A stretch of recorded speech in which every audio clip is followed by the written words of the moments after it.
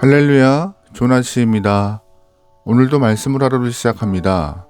슬기로운 아침 시간 시편 32편입니다. 우리는 다윗의 인생을 잘 알고 있는데요. 다윗의 삶 중에서 가장 큰 오점은 바로 밧세바 사건일 것입니다. 밧세바 사건을 가지고 지은 시가 오늘 본문 32편과 51편입니다. 그래서 32편의 표제를 보면은요. 다윗의 마스길, 즉 교훈을 갖고 있는 시편이라고 명시하고 있는 것이죠. 오늘 32편을 통하여서 다윗이 말하고 싶은 이야기 또한 경험했던 삶의 교훈을 우리도 깨달아갈 수 있는 귀한 시간 되면 좋을 것 같아요. 3절 말씀입니다. 내가 입을 열지 아니할 때 종일 신음함으로 내 뼈가 쇠하였도다. 주의 손이 주야로 나를 누르시오니 내 진액이 빠져서 여름 가뭄에 마름같이 되었나이다. 아멘. 다윗은 밧세바와의 관계에서 큰 죄를 지었고 이 죄로 인하여서 마음에 심한 가책을 경험하고 있습니다. 사실 가책을 느끼게 되면 회개하고 죄된 길을 멈추면 되고 하나님의 품으로 방향을 틀면 됩니다. 하지만 다윗은 입을 벌려서 잘못했습니다라고 고백을 하지 못하고 있어요. 자신이 큰 죄를 지었다는 것은 알고 있지만 회개가 얼마나 어려운 일인지 얼마나 힘든 일인지를 경험하게 된 것이죠. 왜 죄를 멈추고 회개하지 못하고 있을까요? 하단마귀가 붙잡고 있기 때문입니다. 죄는 관성이 있어요. 죄는 또 다른 죄를 불러와서 큰 죄를 만들어서 달려가기 때문에 한 번 죄가 시작되면 멈춰 세우는 것이 생각만큼 쉽지 않습니다. 아니, 어렵습니다. 그럼에도 성도이기 때문에 회개하고 하나님 앞에 돌아가려 하지만 하단마귀는 우리를 놓아주지 않으려 합니다. 그래서 회개하지 못하게 만들고 우리의 시야에서 하나님이 안 보이도록 우리를 계속 분주하게 만들어요. 여러분 잘 기억하셔야 합니다. 하나님의 동행을 느끼지 않으면요, 우리의 삶은 나 중심으로 바뀌어버립니다. 삶의 기준이 하나님에서 나로 바뀌는 순간 죄의 기준과 경계가 굉장히 느슨해져요. 또 삶이 분주해지면요, 하나님이 또한 하나님의 말씀이 성경이 3등, 4등, 5등으로 밀려납니다. 그러면 우리는 핑계를 대요. 어쩔 수 없었다라고 핑계대고 또한 죄를 정당화하고 합리화해서 스스로 죄가 없는 것처럼 느끼게 만들어 버립니다. 그게 인간이에요. 그래서 하단마귀는 하나님과의 동행을 사모하지 않도록 우리를 계속 분주하게 만들고 회개를 방해하는 것이죠. 그러기에 우리는 아예 죄부터 시작하지 않는 게 좋아요. 또 우리는 인간인지라 죄가 발생하죠. 당연합니다. 하지만 그때마다 죄를 쌓아놓거나 묵혀두지 마시고 바로바로 주 앞에 고백하여서 용서의 은혜를 경험할 수 있길 소망합니다. 아멘. 사무엘하 11장 보면은요, 다윗의 죄가 드러나고 있습니다. 다윗은 남편이 있는 여인 밧세바를 불러서 간음죄를 저질렀습니다. 그리고 자신의 죄를 덮기 위하여서 전장에 있는 그 여인의 남편이었던 우리아를 불러서 집에 들어가라고 회유해요. 하지만 우리아는 충직한 군인이었기 때문에 다른 많은 전우들, 동료들은 전장에 있는데 어찌 본인만 집에 가겠냐고 하면서 집에 들어가길 거부합니다. 그래서 어쩔 수 없이 다윗은 우리아를 가장 치열한 전투 현장으로 보냈고 그곳에서 우리아가 전사하죠. 다윗이 직접 칼을 들고 살해한 것은 아닙니다.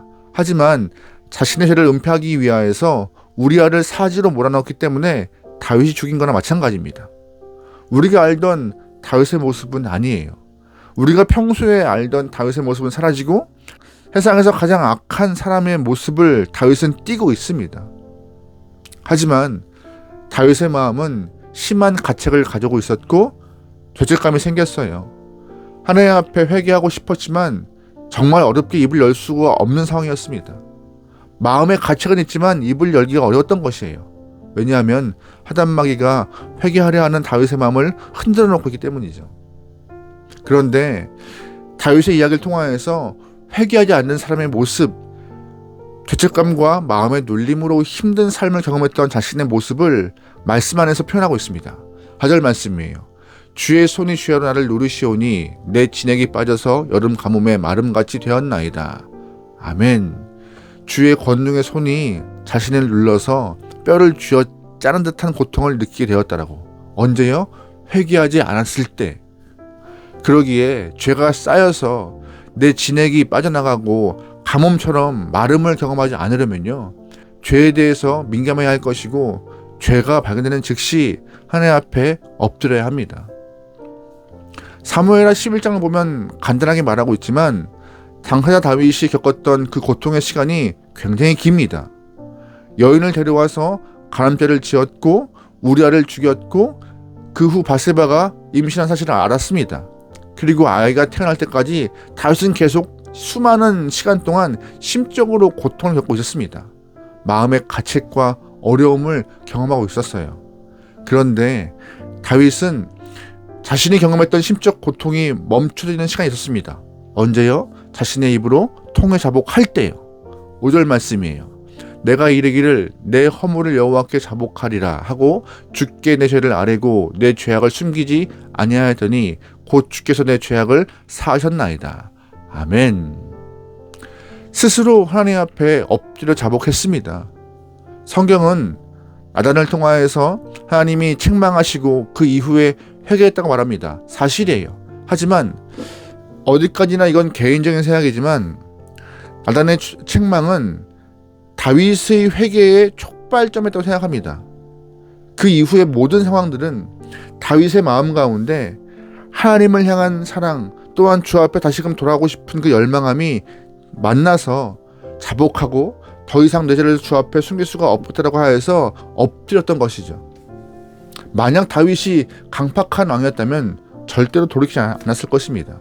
또한 다윗이 아주 못된 임금이었다면 자신에게 자신의 죄를 지목했던 선지자를 그냥 두었겠습니까? 옥에 가두었죠. 하지만 다윗은 선지자의 지적을 받고 주 앞에 엎드렸습니다. 다윗이 주 앞에 엎드리자, 회개하자 어떤 일이 발생했어요? 5절 말씀 끝에 내 죄악을 사하셨다. 하나님께서 다윗의 죄악을 용서하셨다라고 사죄의 은총을 경험한 것입니다. 우리가 죄의 용서를 구하면요, 하나님은 언제든지 죄를 용서하실 준비가 되어 있는 분이십니다. 하지만 우리가 계속 미련하게도 죄를 숨기려 하고 고백하지 않으려는 게 문제가 되는 것이죠. 그러기에 어떤 죄든지 하나님 앞에 나와서 죄를 고백하고 용서함을 구하시기 바랍니다. 숨김이 없길 바랍니다.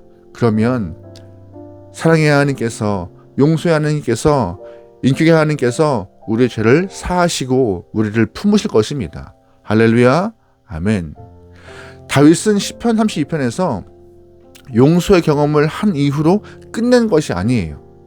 내가 죄를 회개하여서 용서를 받은 이후에 어떠한 모습으로 바뀌어요? 삶이 기쁨의 삶으로 바뀌어버리는 것입니다. 11절 말씀이에요. 너희 의인들아 여호와를 기뻐하며 즐거워할지어다. 마음이 정직한 너희들아 다 즐거이 외칠지어다. 아멘. 여러분, 의인은 죄가 없는 사람이 의인이 아닙니다. 죄가 있는데 용서함 받은 사람이 의인입니다. 용서함 받았기 때문에 죄가 씻겨나간 거예요. 그래서 의인인 거예요. 그래서 본문에서 의인들이 하나님 앞에 기쁨으로 노래하고 기쁨을 외치고 기쁨을 경험한 것입니다. 죄가 있을 때는 죄인이었지만 하나님 앞에 죄를 자복하고 용서의 은혜를 받을 때는 세상이 줄 수 없는 즐거움과 기쁨을 가져요. 왜요? 의인 되었기 때문에. 하나님께서 의인으로 명하셨고 너의 죄를 사하노라라고 명하셨기 때문에 그 안에 기쁨이 있는 것입니다. 죄의 눌림과 가책이 사라진 것이에요. 우리는 크고 작은 죄를 짓고 살아갑니다.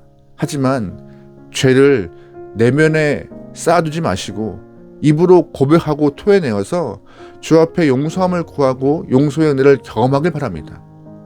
오늘도 우리가 각자의 삶에서 크고 작은 문제들을 경험할 것입니다.